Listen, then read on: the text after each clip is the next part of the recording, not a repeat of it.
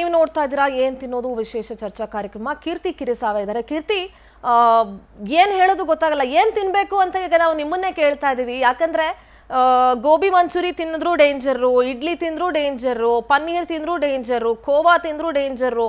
ಏನ್ ತಿನ್ನೋದು ಹಾಗಾದ್ರೆ? ಈಗ ನಾವಂತೂ ಈಗಿರೋ ಪರಿಸ್ಥಿತಿಯಲ್ಲಿ ನಮ್ಮ ಮನೆಗಳಲ್ಲಿ ತರಕಾರಿ ಬೆಳ್ಕೊಂಡು ತಿನ್ನೋ ಪರಿಸ್ಥಿತಿಯಲ್ಲಿ ಇಲ್ಲ. ಹೋಟ್ಲು ಮೇಲೆ ಡಿಪೆಂಡ್ ಆಗಲೇಬೇಕು, ಸಮ್ಟೈಮ್ಸ್ ಸ್ವೀಟ್ ಅಂಗಡಿಗಳ ಮೇಲೆ ಡಿಪೆಂಡ್ ಆಗಲೇಬೇಕು. ಏನ್ ತಿನ್ನೋದು ಅಂತ ಡೌಟ್ ಆಗ್ಬಿಟ್ಟಿದೆ. ಕೀರ್ತಿ, ಏನ್ ಹೇಳ್ತೀರಿ? ಖಂಡಿತವಾಗೂ ನಿಮ್ಗೆ ಹುಟ್ಟಿರೋ ಪ್ರಶ್ನೆ ಸಹಜವಾಗಿ ಎಲ್ಲರ ಮನ್ಸಲ್ಲೂ ಕಂಡಿರುತ್ತೆ. ಈಗ ನಾವು ಕಲಬೆರಕೆ ಅನ್ನೋದು ಸುಮಾರು ಆಹಾರದಲ್ಲಿ ಬಂದ್ಬಿಟ್ಟಿದೆ. ಬಟ್ ಆದ್ರೆ ಒಂದು ಸಾಮಾನ್ಯ ಜ್ಞಾನ ಪ್ರತಿಯೊಬ್ರು ತಿಳ್ಕೊಳ್ಬೇಕಾಗಿರೋದು ಏನಂತ ಅಂದ್ರೆ, ಯಾವ್ದೇ ಆಹಾರ ಆಗಿರ್ಲಿ, ಅದು ನೀರೇ ಆಗಿರ್ಲಿ ಇಲ್ಲ ಯಾವುದೇ ರೀತಿ ಪ್ಯಾಕ್ ಆಗಿರೋ ಪದಾರ್ಥಗಳಾಗಿರ್ಲಿ, ಆಹಾರ ಪದಾರ್ಥ ಪನ್ನೀರ್ ಆಗಿರ್ಬೋದು, ಕೋವಾ ಆಗಿರ್ಬೋದು, ಈಗೆಲ್ಲ ಪ್ಯಾಕ್ಡ್ ಫುಡ್ಸ್ ಅಲ್ಲಿ ಸಿಗುತ್ತೆ.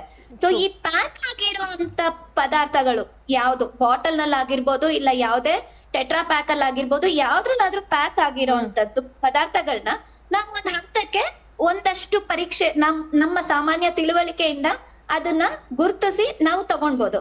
ಈ ಪ್ಯಾಕ್ ಆಗಿರೋ ಫುಡ್ ಅಲ್ಲಿ ನಾವ್ ಏನ್ ಗುರುತಿಸ್ಬೇಕು ಅಂತ ಅಂದ್ರೆ, ಆ ಪದಾರ್ಥಗಳು FSSAI ಮಾನ್ಯತೆ ಪಡೆದಿದ್ಯಾ, ISI ಇಂದ ಅಪ್ರೂವಲ್ ಆಗಿದ್ಯಾ, ಮತ್ತೆ ಅದ್ರ ಮೇಲೆ ಎಕ್ಸ್ಪೈರಿ ಡೇಟ್ ಇದೆಯಾ, ಮ್ಯಾನುಫ್ಯಾಕ್ಚರಿಂಗ್ ಡೇಟ್ ಇದೆಯಾ, ಇದು ತಿನ್ಲಿಕ್ಕೆ ಸುರಕ್ಷಿತವಾದದ್ದ ಅಂತ ಇದಿಷ್ಟನ್ನ ಗಮನಿಸಿದ್ರೆ ನಮ್ಗೆ ಒಂದ್ ಹಂತಕ್ಕೆ ತಿನ್ಬೇಕಾ ಬೇಡ ಅಂತ ಗೊತ್ತಾಗ್ಬಿಡುತ್ತೆ. ಸೊ ಪ್ರತಿಯೊಬ್ಬ ಮನುಷ್ಯನು ತಿನ್ನೋದಕ್ ಮುಂಚೆ ಇಲ್ಲ ಪರ್ಚೇಸ್ ಮಾಡೋದಕ್ಕೆ ಮುಂಚೆ, ಅದು ಪನ್ನೀರ್ ಆಗಿರ್ಬೋದು, ವಾಟರ್ ಬಾಟಲ್ ಆಗಿರ್ಬೋದು. ಕೀರ್ತಿ, ಸಾರಿ ನಾನು ಇಂಟರಪ್ಟ್ ಮಾಡ್ತಾ ಇದ್ದೀನಿ. ಬಟಾಣಿ Keerthi, I am interrupting, please don't mind. ನೀವು ಹೇಳ್ತಾ ಇದ್ರಿ, yes I do agree. ISI mark ಇರ್ಬೋದು, FSSAI ಮಾರ್ಕ್ ಇರ್ಬೋದು, ಎಕ್ಸ್ಪೈರಿ ಡೇಟ್ ಇರ್ಬೋದು. See when we are purchasing from grocery shop ಇಂದ ನಾವು ಅದನ್ನೆಲ್ಲ ಚೆಕ್ ಮಾಡಿ ತಗೋಬಹುದು. ಸೊ ನಾವು ಹೋಟೆಲ್ಗೆ ಹೋಗ್ತೀವಿ, ಹೋಟೆಲ್ಗೆ ಹೋದಾಗ ನಾವೇನೋ ಒಂದು ಗೋಬಿ ಮಂಚೂರಿ ಆರ್ಡರ್ ಮಾಡ್ತೀವಿ ಇಲ್ಲ ಪನ್ನೀರ್ ಮಂಚೂರಿ ಆರ್ಡರ್ ಮಾಡ್ತೀವಿ. ಬಟ್ ಅವ್ರು ಯಾವ ರೀತಿ ಪನ್ನೀರ್ ಯೂಸ್ ಮಾಡಿದ್ದಾರೆ ಅದನ್ನ ವಿ ಕಾಂಟ್ ಚೆಕ್, ರೈಟ್? ಹೌದು. ಅಲ್ಲಿ ಏನಾಗುತ್ತೆ, ಒಂದು ಹೋಟೆಲ್ ನಡೆಸ್ಬೇಕು ಅಂತ ಅಂದ್ರೇನೆ ಅವರು ಕೆಲವೊಂದು ಮಾನ್ಯತೆಗಳನ್ನ ಪಡ್ಕೊಂಡಿರ್ಬೇಕಾಗತ್ತೆ, ಸರ್ಟಿಫಿಕೇಶನ್ ಆಗಿರ್ಬೇಕಾಗಿರುತ್ತೆ. ಸೊ ರೆಗ್ಯುಲರ್ ಆಗಿ ಅಂತ ಹೋಟೆಲ್ಗಳಿಗೆ ಒಂದಷ್ಟು ಮಟ್ಟಿಗೆ ಫುಡ್ ಇನ್ಸ್ಪೆಕ್ಟರ್ ಆಗಿರ್ಬೋದು, ಹೆಲ್ತ್ ಇನ್ಸ್ಪೆಕ್ಟರ್ ಆಗಿರ್ಬೋದು, BBMP ಇಂದ ಅಪಾಯಿಂಟ್ ಆಗಿರೋ ಇನ್ಸ್ಪೆಕ್ಟರ್ಸ್ ಆಗಿರ್ಬೋದು, ಫುಡ್ ಇನ್ಸ್ಪೆಕ್ಟರ್ಸ್, ಇವರೆಲ್ಲ ರೆಗ್ಯುಲರ್ ಆಗಿ ಸ್ಯಾಂಪಲ್ಸ್ ನ ಅಲ್ಲಿಗೆ ಕಳಿಸಿ ಚೆಕ್ ಮಾಡಿಸ್ತಾ ಇರ್ತಾರೆ, ಫುಡ್ ಸ್ಯಾಂಪಲ್ಸ್ ನ. ಸೊ ನಾವು ಎಲ್ಲಾದ್ರೂ ಹೋದಾಗ ಒಂದು ಕಡೆ ಅವ್ರ ವಾಲ್ ಮೇಲೆ ಒಂದಷ್ಟು ಸರ್ಟಿಫಿಕೇಟ್ಸ್ ನ ಹಾಕಿರ್ತಾರೆ. ಆ ಸರ್ಟಿಫಿಕೇಟ್ಸ್ ನ ಒಂಚೂರು ಗಮನಿಸ್ಬಿಟ್ಟು ನಾವು ಅವ್ರ ಹತ್ರ ಒಂದಷ್ಟು ವಿಚಾರಗಳನ್ನ ಕೇಳ್ಬೋದು. ಈ ಕ್ಯಾಶಿಯರ್ ಆಗಿರ್ಬೋದು, ಸೂಪರ್ವೈಸರ್ಸ್ ಆಗಿರ್ಬೋದು, ಅವ್ರನ್ನ ಒಂದಷ್ಟು ವಿಚಾರಗಳನ್ನ ನಾವು ಕೇಳಿದ್ರೆ ನೀವು ಮಾನ್ಯತೆ. I do agri. Even for that ಕೆಲವು ಹೋಟೆಲ್ಗಳಲ್ಲಿ, ಈಗ ವೆಲ್ ಅರೇಂಜ್ಡ್ ಹೋಟೆಲ್ಗಳಲ್ಲಿ ಅದನ್ನ ಹಾಕಿರ್ತಾರೆ. But when we go for food streets and all, ನಾವು ಅಲ್ಲಿ ಈ ಥರದ್ದನ್ನ ನಾವು ನೋಡೋಕ್ಕಾಗಲ್ಲ. ಫುಡ್ ಸ್ಟ್ರೀಟ್ ಅಲ್ಲಿ ಇಲ್ಲ ಯಾವುದೋ ಒಂದು ಸ್ಟ್ರೀಟ್ ಅಲ್ಲಿ ಒಂದು ಫುಡ್ ಅಂಗಡಿ ಇತ್ತು, ಇಲ್ಲ ಏನೋ ಒಂದು ಇಡ್ಲಿ ಅಂಗಡಿ ಇತ್ತು, ಇಲ್ಲ ಯಾವುದೊಂದು ಚಾಟ್ಸ್ ಅಂಗಡಿ ಇತ್ತು ಅಂತಂದ್ರೆ ಅಲ್ಲಿ ಎಲ್ಲಾ ಕಡೆನೂ ಅದನ್ನ ಮೆನ್ಷನ್ ಮಾಡಿರಲ್ಲ, ಸರ್ಟಿಫಿಕೇಟ್ ಮೆನ್ಷನ್ ಮಾಡಿರಲ್ಲ. ಅಲ್ಲಿ ಏನ್ ಹಾಕಿರ್ಬೋದು, ಫುಡ್ ಅಂಗಡಿ ನಡೆಸೋದಕ್ಕೆ ಒಂದು ಲೈಸೆನ್ಸ್ ತಗೊಂಡಿದೀವಿ ನಾವು ಅನ್ನುವಂಥ ಒಂದು ಅಂಶನ ಹಾಕಿರ್ತಾರೆ. ಸೊ ಹೇಗೆ ಈಗ it is a very big task ಜನಕ್ಕೂ. It's not that so easy. ಆಮೇಲೆ ಹೋಗಿದ ಕಡೆ ಎಲ್ಲ ನೀವು FSSAI ಬೋರ್ಡ್ ಹಾಕಿದೀರಾ, ನಿಮ್ದು ಅದಿದೆಯಾ ಇದೆ. See it is not practically, it is not possible, no? But ಹೇಗೆ ಅನ್ನೋದೇ ಪ್ರಶ್ನೆ. ಒಬ್ಳು ಆಹಾರ ತಜ್ಞೆ ಆಗಿ ನಾನ್ ಹೇಳೋದಿಷ್ಟೇ, ಸಾಧ್ಯವಾದಷ್ಟು ಗುಣಮಟ್ಟನ ಪರೀಕ್ಷೆ ಮಾಡಿ ತಿನ್ನಿ. ಆಗ್ಲಿಲ್ಲ ಅಂದ್ರೆ ಹೊರಗಡೆ ತಿನ್ನೋ ಅಭ್ಯಾಸನ ಸ್ವಲ್ಪ ಕಮ್ಮಿ ಮಾಡ್ಕೊಳ್ಳಿ. ಯಾಕೆ ಅಂದ್ರೆ ಆಲ್ಮೋಸ್ಟ್ ಎಲ್ಲಾ ಕಡೆ ಅಡಲ್ಟ್ರೇಷನ್, ಹೈಜೀನ್, ಸ್ಯಾನಿಟೇಷನ್ ಅನ್ನೋದು ತುಂಬಾ ಇಂಪಾರ್ಟೆಂಟ್ ಆಗುತ್ತೆ ಆಹಾರ ಪದ್ಧತಿ ಅಥವಾ ಆಹಾರ ತಯಾರಿಕೆನಲ್ಲಿ. ಹೈಜೀನ್, ಸ್ಯಾನಿಟೇಷನ್, ಯಾಕಂದ್ರೆ ಎಲ್ಲಾ ಒಂದಷ್ಟು ಡಿಸೀಸ್ ಗಳಿದಾವೆ, ಅದು ಫುಡ್ ಬಾರ್ನ್ ಡಿಸೀಸಸ್ ಅಂತ ಕರಿತೀವಿ. ಆಹಾರದಿಂದ ಹರಡುವಂತದ್ದು ಮತ್ತೆ ಆಹಾರದಿಂದ ಆಗುವಂತ ತೊಂದರೆಗಳು. ಸೊ ಇಂತ ಕಾಯಿಲೆಗಳಿಂದ ನಾವು ಸ್ವಲ್ಪ ದೂರ ಇರ್ಬೇಕು ಅಂತ ಅಂದ್ರೆ, ನಮ್ಮ ದೇಹದ ಮೇಲೆ ಇಂತ ಆಹಾರಗಳನ್ನ ತಗೊಂಡಾಗ ಆಗುವಂತ ರೋಗ ಲಕ್ಷಣಗಳಿಂದ ನಾವು ದೂರ ಇರ್ಬೇಕು ಅಂದ್ರೆ ಸಾಧ್ಯವಾದಷ್ಟು ಹೊರಗಡೆ ತಿಂದಿರ, ಸಾಧ್ಯವಾದಷ್ಟು ಮನೆಯಲ್ಲಿ ಆಹಾರಗಳನ್ನ ಕುಕ್ ಮಾಡ್ಕೊಂಡು ತಗೊಳೋದು ತುಂಬಾ ಉತ್ತಮ. ಯಾಕೆಂದ್ರೆ ನೀವ್ ಆಗ್ಲೇ ಹೇಳಿದ್ರಿ, ನೀರು ಕೂಡ ಕಲುಷಿತ, ಸ್ಯಾಂಪಲ್ಸ್ ಎಲ್ಲ ಕಲೆಕ್ಟ್ ಆಗಿದೆ, ಮೋಸ್ಟ್ ಆಫ್ ದ ಥಿಂಗ್ಸ್ ಒಂದಷ್ಟು ಮಟ್ಟಿಗೆ ಅಡಲ್ಟ್ರೇಷನ್ಸ್ ಇದೆ ಅಂತ. ಈ ವಾಟರ್ ಬಾಟಲ್ ಏನಿದೆ, ನಾವೇ ಒಂದ್ ಬಾಟಲ್ ನ ಕ್ಯಾರಿ ಮಾಡ್ಬೋದಲ್ಲ. ಸಾಧ್ಯವಾದಷ್ಟು ಪ್ಲಾಸ್ಟಿಕ್ ಅಲ್ಲಿ ಪ್ಯಾಕ್ ಆಗಿ ಬಂದಿರೋ ಅಂತ ಯಾವುದೇ ಆಹಾರನಾಗಿರ್ಬೋದು ಸ್ವಲ್ಪ ಅವಾಯ್ಡ್ ಮಾಡೋದು ಉತ್ತಮ. ಯಾಕೆ ಅಂತ ಅಂದ್ರೆ ಪ್ಲಾಸ್ಟಿಕ್ ನಲ್ಲಿ ಹಲವಾರು ಕೆಮಿಕಲ್ಸ್ ಇರ್ತವೆ. So plastic is a synthetic product. ಆ ಸಿಂಥೆಟಿಕ್ ಪ್ರಾಡಕ್ಟ್ ಯಾವ್ದು ನ್ಯಾಚುರಲ್ ರಾ ಮೆಟೀರಿಯಲ್ಸ್ ಯೂಸ್ ಮಾಡಿರಲ್ಲ, ಆಲ್ಮೋಸ್ಟ್ ಎಲ್ಲ ಕೆಮಿಕಲ್ ಕಾಂಪೋನೆಂಟ್ಸ್ ಯೂಸ್ ಆಗಿನೇ ತಯಾರಾಗಿರುತ್ತೆ. ಇಂಥ ಕೆಮಿಕಲ್ ಯೂಸ್ ಮಾಡಿ ಸಿಂಥೆಟಿಕ್ ಬಾಟಲ್ಸ್ ನ ತಯಾರು ಮಾಡಿದಾಗ ಖಂಡಿತವಾಗೂ ಅದಕ್ಕೆ ನಮ್ಮ ನೀರಿನ ಇದನ್ನ ನಾವು ತುಂಬಿ ಶೇಖರಣೆ ಮಾಡಿ ಇಟ್ಟಾಗ ಅದು ಒಂದಷ್ಟು ಟೆಂಪರೇಚರ್ಗೆ ಎಕ್ಸ್ಪೋಸ್ ಆಗುತ್ತೆ. ಇನ್ ದ ಸೆನ್ಸ್ ಕ್ಯಾಪ್ ಹಾಕ್ಬೇಕಾದಾಗ ಸೀಲ್ ಮಾಡುವಾಗ ಆ ಟೈಮ್ ನಲ್ಲಿ ಪ್ರೆಷರ್ ಕ್ರಿಯೇಟ್ ಆಗಿ ಆ ಹೀಟಿಗೆ ಆ ಕೆಮಿಕಲ್ ಡಿಸಾಲ್ವ್ ಆಗಿ ನೀರಿಗೆ ಸೇರೋ ಸಾಧ್ಯತೆ ಇರುತ್ತೆ. ಅಷ್ಟೇ ಅಲ್ಲ, ನೀರಿನ ಬಾಟಲ್ ನ ಉಪಯೋಗಿಸೋದಕ್ಕಿಂತ ಮುಂಚೆ ಹೊರಗಡೆ ಅಂಗಡಿಗಳಲ್ಲಿ ಆಚೆಗಡೆ ಇಟ್ಟಿರ್ತಾರೆ. ಸೊ ಗಂಟೆಗಟ್ಲೆ ಆಚೆಗೆ ಬಿಸಿಲಿಗೆ ಅದು ಡೈರೆಕ್ಟ್ ಆಗಿ ಎಕ್ಸ್ಪೋಸ್ ಆದಾಗ ಆ ತಾಪಕ್ಕೂ ಕೂಡ ಕೆಲವೊಂದು ಪ್ಲಾಸ್ಟಿಕ್ ಅಂಶಗಳು ನೀರಿಗೆ ಸೇರ್ಪಡೆ ಆಗೋ ಸಾಧ್ಯತೆ ಇರುತ್ತೆ.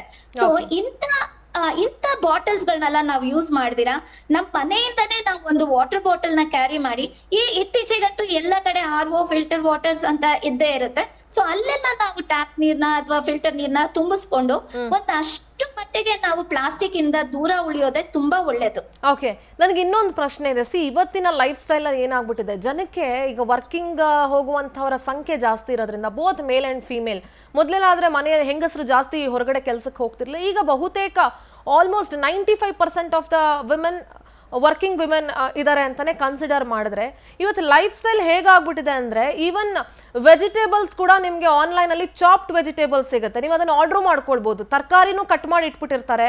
ಆಮೇಲೆ ಫ್ರೂಟ್ಸ್, ಈಗ for example if you take pomegranate, ಅದನ್ನು ಕೂಡ ಪೊಮೊಗ್ರನೇಟ್ ನ ಫುಲ್ ಅದನ್ನ ತೆಗೆದು ಅದನ್ನ ಒಂದು ಪ್ಲಾಸ್ಟಿಕ್ ಬಾಕ್ಸ್ ಅಲ್ಲೋ ಏನಾದ್ರೂ ಕೊಡ್ತಾರೆ. ಈವನ್ ದ ಕೋಕೋನಟ್, ಅದನ್ನು ಕೂಡ ಫುಲ್ ತೆಂಗಿನಕಾಯಿನೂ ತುರಿದಿರೋದು, ಕಾಯಿ ತುರಿನೂ ನಿಮ್ಗೆ ಇವಾಗ ರೆಡಿಮೇಡ್ ಸಿಗುತ್ತೆ. ಮೀನ್ಸ್ ನೀವು ಯಾವುದನ್ನು ಮನೆಯಲ್ಲಿ ನೀವು ಮಾಡ್ಕೊಳ್ಳೋವಂಥದ್ದು ನೆಸೆಸಿಟಿ ಇಲ್ಲ ಇವತ್ತಿನ ಪರಿಸ್ಥಿತಿಯಲ್ಲಿ. May be because of this food industry ತುಂಬಾ ವಾಸ್ಟ್ ಆಗಿ ಬೆಳೆದಿರೋದ್ರಿಂದ ಜನರ ಅಸಹಾಯಕತೆಯನ್ನ ಬಿಸ್ನೆಸ್ ಮಾಡುವಂಥ ಕಂಪನಿಗಳು ಉಪಯೋಗಿಸ್ಕೊಳ್ತಿದ್ದಾರೆ ಅಂತ ನಾನು ಭಾವಿಸ್ತೀನಿ. ಬಿಕಾಸ್ ಏನ್ ಹೇಳ್ತೀರಿ ಕೀರ್ತಿ? ಹೌದು, ಜನರಲ್ ಆಗಿ ನಾವು ಯೋಚನೆ ಮಾಡಿದಾಗ ಖಂಡಿತವಾಗೂ ಫುಡ್ ಇಂಡಸ್ಟ್ರಿ ಒಂದು ದೊಡ್ಡ ಹಗರಣನೇ ಆಗ್ಬಿಟ್ಟಿದೆ. ಯಾಕೆಂದ್ರೆ ಇದು ನಾವು ಆಹಾರನ ತಿನ್ನೋ ಪದಾರ್ಥನ ನಾವು ಕಲಬೆರಕೆ ಇಲ್ಲ ಪ್ಲಾಸ್ಟಿಕ್ ಕಂಟೈನರ್ ಅಲ್ಲಿ ಪ್ಯಾಕ್ ಮಾಡಿ ಅಂಡ್ ನಾವು ಸಿವಿಲೈಸ್ಡ್ ಆಗ್ತಾ ಇದೀವಿ, ಅಪ್ಗ್ರೇಡ್ ಆಗ್ತಾ ಇದೀವಿ, ನಾವು ತುಂಬಾ ಬೆಳವಣಿಗೆನ ತೋರಿಸ್ತಾ ಇದೀವಿ ಅಂತ ತಿಳ್ಕೊಂಡು ನಮ್ಮ ದೇಹದ ಸ್ಥಿತಿನ ನಾವೇ ಕ್ಷೀಣಿಸ್ಕೊಂತಾ ಇದೀವಿ. ಸ್ವಲ್ಪ ಮಟ್ಟಿಗೆ ನಾವು ನಮ್ಮ ಆಹಾರದ ಪ್ರಿಪರೇಷನ್ ಕಡೆ ಮತ್ತೆ ನಾವು ಒಂದಷ್ಟು ಟೈಮ್ ನ ಖಂಡಿತವಾಗೂ ನಮ್ಮ ಆಹಾರದ ಮೇಲೆ ಕೊಡ್ಲೇಬೇಕಾಗತ್ತೆ. ಎಷ್ಟೇ ಬ್ಯುಸಿ ಇರ್ಬೋದು, ಒಂದಷ್ಟು ಸಮಯ ಅಟ್ಲೀಸ್ಟ್ ಮಾರ್ನಿಂಗ್ ಆರ್ ಈವ್ನಿಂಗ್ ಯಾವಾಗಾದ್ರೂ ಒಂದಷ್ಟು ಬಿಡುವು ಮಾಡ್ಕೊಂಡು ಖಂಡಿತವಾಗೂ ನಾವು ತಿನ್ನೋ ಆಹಾರದ ಮೇಲೆ ಗಮನ ವಹಿಸಿ ನಮ್ಗೆ ಸಿಗುವಂತ ಸೀಸನಲ್ ಫ್ರೂಟ್ಸ್ ಅಂಡ್ ವೆಜಿಟೇಬಲ್ಸ್ ಏನ್ ಸಿಗುತ್ತೆ ಅದನ್ನ ಮನೆಗೆ ತಂದು ಕಟ್ ಮಾಡಿ ತಿನ್ನೋದ್ರಲ್ಲಿ ತುಂಬಾ ಒಳ್ಳೆ ಆರೋಗ್ಯ ಕಂಡು ಬರ್ತೀವಿ. ಪ್ಲೀಸ್ ನಾನ್ ಹೇಳೋದ್ ಒಂದೇ, ಒಂದು ಸಿವಿಲೈಸ್ಡ್ ಪೀಪಲ್ ಅಂತ ತಿಳ್ಕೊಂಡು ನಿಮ್ಮ ಆರೋಗ್ಯನ ಮತ್ತೆ ನಿಮ್ಮ ಒಂದು ದೇಹದ ಸ್ಥಿತಿನ ನೀವೇ ಕಳಪೆ ಮಾಡ್ಕೊಳಕ್ ಹೋಗ್ಬೇಡಿ. ಸಾಧ್ಯವಾದಷ್ಟು ಇದು ಅಗತ್ಯವಾಗಿ ಬೇಕಾಗಿರುವಂತ ಅಂಶಗಳು, ಆಹಾರ ಆಗಿರ್ಬೋದು, ನೀರಾಗಿರ್ಬೋದು, ಇದೆಲ್ಲ ನಮ್ಮ ದೇಹಕ್ಕೆ ನಮ್ಮ ಮೆಟಬಾಲಿಸಮ್ ಅಂದ್ರೆ ಎಲ್ಲಾ ಅಂಗಾಂಗಗಳ ಕ್ರಿಯೆನ ಮಾಡ್ಲಿಕ್ಕೆ ಬೇಕಾಗಿರುವಂತ ಅಗತ್ಯವಾದ ಪೌಷ್ಟಿಕಾಂಶಗಳು ನಮ್ಮ ಆಹಾರದಲ್ಲಿರುತ್ತೆ. ಇದನ್ನ ನೆಗ್ಲೆಕ್ಟ್ ಮಾಡ್ಬಿಟ್ಟು ನಾವು ವರ್ಕಿಂಗು, ನಮ್ ಲೈಫ್ ಸ್ಟೈಲ್ ಹೀಗಿದೆ, ನಾವ್ ಈ ತರ ಆ ತರ ಅಂತ ಹೋಗ್ದಿರಾ ಒಂದಷ್ಟು ಟೈಮ್ ನ ಖಂಡಿತವಾಗೂ ಪ್ರತಿಯೊಬ್ರು ಇದಕ್ಕೆ ಮೀಸಲಾಗಿ ಇಡ್ಲೇಬೇಕಾಗತ್ತೆ. ಆ ಮಟ್ಟಕ್ಕೆ ನಾವು ಒಂದಷ್ಟು ನಮ್ಮ ಆರೋಗ್ಯನ ಕಾಪಾಡ್ಕೊಳ್ಬಹುದು.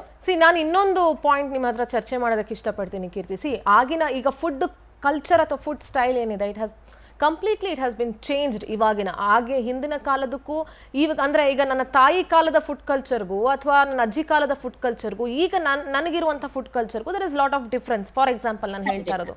ಅಂಡ್ ಈಗ ನೆಕ್ಸ್ಟ್ ಜನರೇಷನ್, ಈಗ ನಮ್ಮ ಮಕ್ಕಳ ಕಾಲದ ಫುಡ್ ಕಲ್ಚರ್ಗೂ ತುಂಬಾನೇ ಡಿಫ್ರೆನ್ಸ್ ಇದೆ. ಅದು ಏನೇನೋ ಚಾಟ್ಸ್ಗಳು ಗೊತ್ತಿಲ್ಲ, ಪ್ಯಾಕೆಟ್ ಅಲ್ಲಿ ಇರುತ್ತೆ, ಚಿಪ್ಸ್ ಕೈಂಡ್ ಆಫ್ ಆಲೂಯಿಂದ ಮಾಡುವಂಥ ವೆರೈಟೀಸ್ ಆಫ್ ಚಾಟ್ಸ್ಗಳೀಗ ಬಂದಿದೆ. ಮಕ್ಕಳಿಗೆ ಅದಂದ್ರೆ ಬಹಳ ಇಷ್ಟ. ಒಂದು 10 ರೂಪೀಸ್ 15 ರೂಪೀಸ್ ಪ್ಯಾಕೆಟ್ಗೆಲ್ಲ ಸಿಕ್ಬಿಡುತ್ತೆ ಅದು ಇವಾಗ. ಸೊ ಈ ರೀತಿಯಾದಂಥ ಕಲ್ಚರನ್ನು ಮಕ್ಕಳು ಅಂದ್ರೆ ತಂದೆ ತಾಯಿಗಳು ಮಕ್ಕಳಲ್ಲಿ ಜಾಸ್ತಿ ಮಾಡ್ತಾ ಇದ್ದಾರೆ. ಅಂದ್ರೆ ಮಕ್ಕಳು ಇವತ್ತಿನ ಬೇರೆದ್ದೇ ರೀತಿಯಾದಂಥ ಫುಡ್ ಕಲ್ಚರ್ಗೆ ಎಕ್ಸ್ಪೋಸ್ ಆಗ್ತಿದ್ದಾರೆ. ಸೊ ಈ ವಿಚಾರವಾಗಿ ಏನ್ ಹೇಳ್ತೀರಿ ಕೀರ್ತಿ? ಅದು ಮಕ್ಕಳ ಬೆಳವಣಿಗೆಯಲ್ಲಿ ಏನಾದ್ರೂ ಸಮಸ್ಯೆ ಆಗುತ್ತಾ, ಏನ್ ಕಥೆ? ಒಂದು ರೀತಿಯಲ್ಲಿ ಪ್ಯಾಕ್ಡ್ ಒಂದು ಫುಡ್ ಪ್ಯಾಕ್ ಆಗ್ಬೇಕಾದಾಗ ಅದು ಒಂದು ಪ್ರೆಷರ್ಗೆ ಒಳಪಡುತ್ತೆ. ಅಂದ್ರೆ ಪ್ಯಾಕಿಂಗ್ ಆಗ್ಬೇಕಾದಾಗ ಸೀಲ್ ಆಗುತ್ತೆ. So packing plastic paper seal ಮಾಡ್ಬೇಕಾದಾಗ ಖಂಡಿತ ಅಷ್ಟಿಂದ ಅದ್ರಲ್ಲಿ ಪ್ಲಾಸ್ಟಿಕ್ ಅಂಶ ಒಂದಷ್ಟು ಮಟ್ಟಕ್ಕೆ ಆಹಾರಕ್ಕೆ ಹೋಗೇ ಹೋಗುತ್ತೆ. ಇಂಥ ಆಹಾರನ ಅಷ್ಟೇ ಅಲ್ಲ, ಈ ಪ್ಯಾಕ್ಡ್ ಫುಡ್ಸ್ ಅಲ್ಲಿ ಹೆಚ್ಚು ಸಾಲ್ಟ್ ಅಂಶ ಜಾಸ್ತಿ ಇರುತ್ತೆ. ಸೋಡಿಯಂ ಬೆಂಜೋಯೇಟ್ ಅಂತ ಏನು ಪ್ರಿಸರ್ವೇಟಿವ್ಸ್ ಹಾಕ್ತಾರೆ, ಅದು ಉಪ್ಪು ಹೆಚ್ಚಿಸುತ್ತೆ, ಟೇಸ್ಟಿಂಗ್ ಫ್ಲೇವರಿಂಗ್ ಏಜೆಂಟ್ ಕೂಡ ಹೆಚ್ಚಾಗಿರುತ್ತೆ, ಶೆಲ್ಫ್ ಲೈಫ್ ಇಟ್ಟಿ ತಿನ್ನೋ ಟೈಮು ಕೂಡ ಮಾಡ್ಕೊಳ್ಬಹುದು. ಇಷ್ಟೆಲ್ಲಾ ಉಪಯೋಗಗಳಿರುವಂತ ಸಾಲ್ಟ್ ಸೋಡಿಯಂ ಅದಕ್ಕೆ ಹಾಕ್ತಾರೆ, ಅದು ಮಾರ್ಕೆಟಿಂಗ್ ಅದನ್ನ ಯೂಸ್ ಮಾಡ್ತಾರೆ. ಬಟ್ ಈ ಸೋಡಿಯಂ ಮತ್ತೆ ಹೀಟ್ ಸೀಲ್ ಮಾಡ್ಬೇಕಾಗ ಪ್ರೊಡ್ಯೂಸ್ ಆಗೋ ಕೆಮಿಕಲ್ ಇದೆಲ್ಲ ನಮ್ಮ ಮೇಲೆ ತೀರಾ ಕೆಟ್ಟ ಪರಿಣಾಮ ಬೀರುತ್ತೆ. ಈ ಪ್ಲಾಸ್ಟಿಕ್ ಅಂಶ ಹೀಟ್ ಮಾಡಿದಾಗ BPA ಅಂತ ಒಂದು ಅಂಶ ಕೆಮಿಕಲ್ ಕಾಂಪೋನೆಂಟ್ ನಮ್ಮ ಆಹಾರಕ್ಕೆ ಅಥವಾ ಬಾಟ್ಲಿಗೆ ಇಲ್ಲ ಯಾವ ಒಂದು ಬಾಟಲ್ ನಲ್ಲಿ ಇರೋ ಆಹಾರಕ್ಕೆ ಏರ್ಪಡೆ ಆಗೋ ಹೆಚ್ಚಾಗಿರುತ್ತೆ. ಇಂಥ ಬಿಸ್ಫಿನಾಲ್ ಅಂಶ ನಮ್ಮ ದೇಹಕ್ಕೆ ಸಣ್ಣ ಪ್ರಮಾಣದಲ್ಲಿ ದಿನನಿತ್ಯ ಸೇವನೆ ಆಗ್ತಾ ಇದ್ರೆ ಅದು ಟಾಕ್ಸಿನ್ಸ್ ಅಂತ ಕರೀತೀವಿ. ನಮ್ಮ ಎಂಡೋಕ್ರೈನ್ ಹಾರ್ಮೋನ್ ಸಿಂಥಸೈಸೇಷನ್ ಮೇಲೂ ಪರಿಣಾಮ ಬೀರುತ್ತೆ. ಮಕ್ಕಳಲ್ಲಿ ಹಾರ್ಮೋನ್ ತುಂಬಾ ಇಂಪಾರ್ಟೆಂಟ್ ಆಗಿರುತ್ತೆ. ಯಾಕಂತ ಅಂದ್ರೆ ಹಾರ್ಮೋನ್ ಗ್ರೋತ್ ಅಂಡ್ ಡೆವಲಪ್ಮೆಂಟ್ ಅಲ್ಲಿ ಆಕ್ಟ್ ಮಾಡ್ತಾ ಇದೆ, ಬೆಳಗ್ಗೆ ಏರುಪೇರು ಆಗೋ ಸಾಧ್ಯತೆ ಇರುತ್ತೆ. ಅಷ್ಟೇ ಅಲ್ಲ, ಈ ಹೆಚ್ಚು ಉಪ್ಪಿನ ಅಂಶ ದೇಹಕ್ಕೆ ಚಿಕ್ಕ ವಯಸ್ಸಲ್ಲೇನೆ ಬ್ಲಡ್ ಪ್ರೆಷರ್ ಬರೋ ಹೆಚ್ಚಾಗಿರುತ್ತೆ. ಈ blood pressure all right Keerthi, thank you so much. ಇಲ್ಲಿವರೆಗೂ ಕೂಡ ಸಾಕಷ್ಟು ವಿಚಾರವನ್ನ ತಿಳಿಸ್ಕೊಟ್ರಿ. Thank you so much Keerthi. ಒಟ್ಟಾರೆಯಾಗಿ ಈಗ ನಮ್ಮ ಆಹಾರ ತಜ್ಞರು ಏನ್ ಹೇಳಿದ್ರಿ ಅಂತ ನೀವೆಲ್ಲರೂ ಕೂಡ ಕೇಳಿಸ್ಕೊಂಡ್ರಿ. ಸೊ ಆದಷ್ಟು ಹೊರಗಿನ ಊಟ ತಿಂಡಿಯನ್ನ ಅಥವಾ ಹೊರಗೆ ಸಿಗುವಂತ ಆಹಾರದ ಮೇಲೆ ಡಿಪೆಂಡ್ ಆಗೋದನ್ನ ಕಡಿಮೆ ಮಾಡಿ. ಆನ್ಲೈನ್ ಅಲ್ಲಿ 1 ನಿಮಿಷದಲ್ಲಿ ಬರುತ್ತೆ, 5 ನಿಮಿಷದಲ್ಲಿ ಬರುತ್ತೆ. ಸೊ ಇವಾಗೆಲ್ಲ ಮೊಬೈಲ್ ಆ್ಯಪ್ಗಳಿದಾವೆ. ಸೊ ಅದರಲ್ಲಿ ನಾವು ಯಾರು ತರಕಾರಿ ಕುಟ್ಕೊಂಡು ಕಟ್ ಮಾಡ್ತಾರೆ, ಹಣ್ಣು ಯಾರು ಕಟ್ ಮಾಡ್ತಾರೆ, ಎಲ್ಲವನ್ನ ರೆಡಿಮೇಡ್ ತರಿಸ್ಕೊಳ್ಳೋಣ ಅನ್ನುವಂಥ ಮನಸ್ಥಿತಿಯನ್ನ ಸ್ವಲ್ಪ ಪಕ್ಕಕ್ಕಿಟ್ಟು ನಮ್ಮ ಆರೋಗ್ಯದ ಬಗ್ಗೆ ಎಚ್ಚರಿಕೆ ಇರಲಿ, ನಿಮ್ಮ ಕುಟುಂಬದ ಆರೋಗ್ಯದ ಬಗ್ಗೆ ಎಚ್ಚರಿಕೆ ಇರಲಿ. ಆದಷ್ಟು ಆಹಾರದ ಗುಣಮಟ್ಟವನ್ನ ಪರೀಕ್ಷಿಸಿ ಆಹಾರವನ್ನ ಸೇವನೆ ಮಾಡೋಣ ಅಂತ ಹೇಳ್ತಾ ಈ ಕಾರ್ಯಕ್ರಮನ ಇಲ್ಲಿಗೆ ಮುಗಿಸ್ತಾ ಇದ್ದೀನಿ. ನೋಡ್ತಾ ಇರಿ ಪವರ್ ಟಿವಿ, ಇದು ನಿಮ್ಮ ಶಕ್ತಿ.